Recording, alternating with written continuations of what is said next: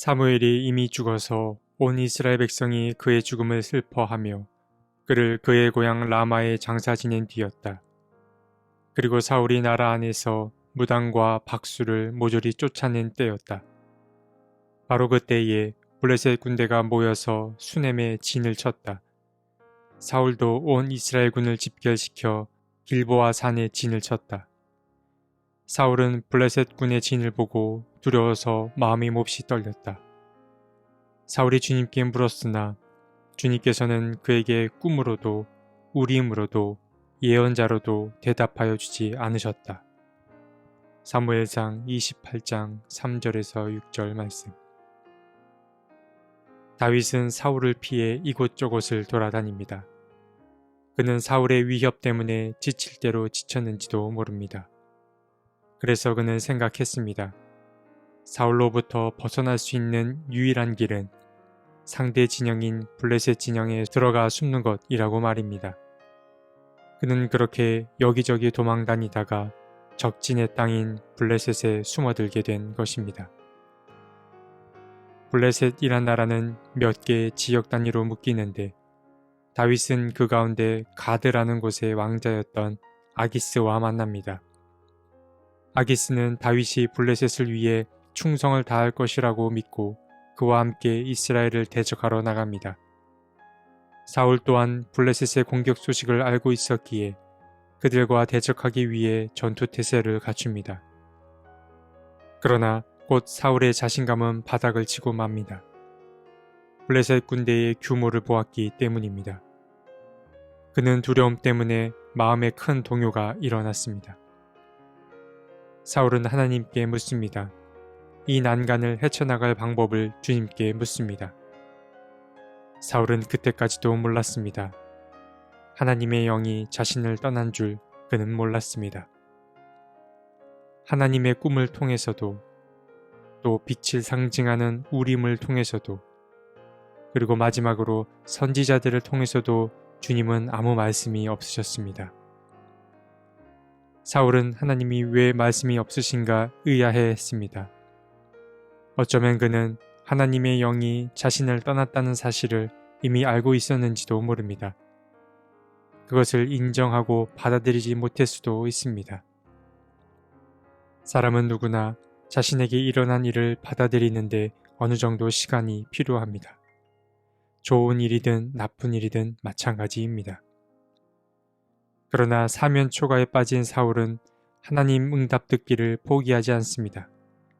그는 억지를 써서라도 하나님이 갈 길을 알려주시길 바랐습니다. 그래서 그가 선택한 마지막 방법은 무당을 찾아가는 것이었습니다. 사울은 그의 신하들과 함께 엔돌이라는 곳으로 향했습니다. 깊은 밤 사울은 변장을 한 뒤에 무당을 찾아갑니다. 무당을 만난 사울은 다짜고짜 한 사람을 찾아달라고 청합니다. 그를 어서 자신에게 데려오라는 것이었습니다. 무당은 먼저 자신의 처지에 관해 이야기합니다. 사울 왕이 무당과 박수를 이 나라에서 쫓아낸 사실을 모르냐며 반박하듯 묻습니다. 이 여인은 자신 앞에 있는 자가 사울임을 아직 눈치채지 못하고 있습니다.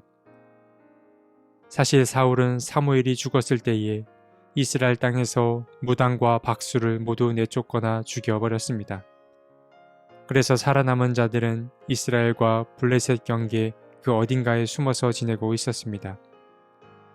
그런데 갑자기 어떤 이스라엘 사람 하나가 찾아와서 자신을 무당처럼 대하니 얼마나 겁이 났겠습니까?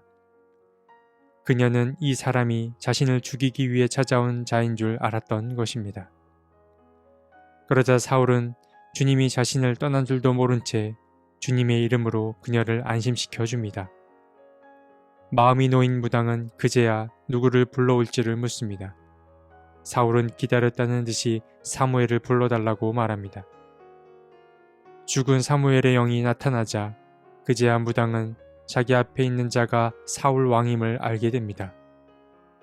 사울은 다시 그녀를 안심시킨 뒤에 자신이 직접 사무엘의 영과 대면합니다. 여기부터는 뭔가 판타지적인 상황이 펼쳐집니다. 한 사람과 한 영혼이 대화를 나누기 시작합니다. 사무엘은 사울에게 귀찮은 듯 왜 자신을 불러냈냐고 묻습니다. 사울은 자신의 절박함을 이야기합니다. 주님은 자신을 떠난 것 같고 궁지에 몰린 이 상황을 어찌해야 할지 몰라 어르신을 찾았다고 말했습니다. 사무엘은 단호했습니다. 그는 이미 주님의 영이 당신을 떠나 다윗에게로 갔다고 말했습니다. 왕위는 이미 당신에게서 다윗에게로 옮겨왔다고 말해 주었습니다. 주님께서는 이스라엘을 블레셋의 손에 넘기실 것이고 당신과 당신의 자식들도 곧 내가 있는 곳, 즉 머지않아 죽음을 맞이하게 될 것이라고 말해 주었습니다. 사울은 절망에 빠졌습니다. 그는 너무도 두려운 나머지 다리에 힘이 풀려 주저앉고 말았습니다. 그때 무당이 다시 다가와 사울에게 손을 건넵니다. 그녀는 자신이 목숨을 걸고 임금님이 시킨 일을 행했으니 임금님도 자신의 부탁 한 가지를 들어달라고 청했습니다. 그 청은 하루 종일 굶으셨으니 제가 드리는 음식을 먹고 기운을 차리라는 것이었습니다. 참 흥미로운 장면이 아닐 수 없습니다. 이 모습은 마치 사울이 왕좌에서 물러나 가장 밑바닥에 떨어진 모습을 형상화한다고 볼 수 있습니다. 그리고 자신이 내쫓은 자의 도움이 아니고선 일어설 수 없는 초라한 자의 모습이라고도 볼 수 있습니다. 주객이 전도된 모습입니다. 사울은 처음엔 이 호의를 거절하였지만 끝내 무당이 대접하는 음식을 먹고 길을 떠나게 됩니다. 오늘 이야기는 사울 왕권의 몰락과 사울 개인의 몰락을 함께 보여줍니다. 그는 블레셋의 위협으로부터 답을 얻기 위해 하나님을 찾지만 주님은 어떤 방법으로도 사울의 질문에 응답하지 않으십니다. 사울은 주님 앞에 회개하거나 반성하는 태도를 취하지 않고 억지로라도 이 위급한 상황을 벗어날 방법만 모색합니다. 그래서 그가 택한 방법이 바로 자신이 쫓아낸 자들을 찾아가 그들의 도움을 받는 것이었습니다. 사울은 무당을 찾아가 이미 떠난 사무엘의 혼을 불러냅니다. 다시 깨어난 사무엘은 사울을 돕지 않고 오히려 그를 질책합니다. 다시 사울의 왕권을 심판하는 이야기를 전합니다. 절망에 빠진 사울은 집으로 돌아갈 힘조차 잃고 맙니다. 결국 그는 사회적으로 가장 밑바닥에 위치한 무당의 도움이 아니고서는 돌아올 수조차 없는 처지가 되어버렸습니다. 사울은 그렇게 자신에게서 주님의 촛대가 옮겨졌다는 사실과 또 자신이 정말 무력한 존재임을 자각하게 됩니다. 우리는 살다 보면 하나님께서 침묵하는 순간을 자주 마주하곤 합니다. 주님의 응답이 가장 필요한 시기에 또 주님의 도움이 가장 필요할 때에 주님이 침묵하시는 걸 경험하곤 합니다. 물론 이제 우리는 어느 정도 알고 있습니다. 주님이 부재하다고 느끼는 순간에도 주님은 계속해서 우리를 위해 일하고 계심을 말입니다. 늘 우리의 조바심이 문제를 일으킵니다. 그러나 때로 주님은 우리가 잘못된 것을 구하고 바랄 때 침묵하기도 하십니다. 그럴 땐 오히려 주님의 침묵이 우리에게 큰 득이 됩니다. 잘못된 길로 가는 것을 막아주시기 때문입니다. 그렇기에 우리에게는 기다림과 돌아봄의 시간이 필요합니다. 기다림과 돌아봄의 시간을 통해서 내 뜻보다는 주님의 뜻을 잘 분별해 나가셨으면 좋겠습니다. 주님의 시간은 내 생각의 시간과 다르게 흐릅니다. 만약 주님께서 침묵하고 계시다면 자신의 생각과 마음을 돌아보라는 요청일 수 있음을 꼭 기억하시기 바랍니다.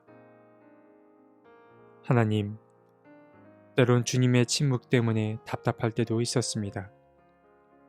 그러나 삶을 돌이켜보면 모든 것이 주님의 때에 이루어졌음을 깨닫게 됩니다. 주님, 우리에게 인내의 마음과 삶을 돌아볼 수 있는 용기를 허락해 주십시오. 아멘.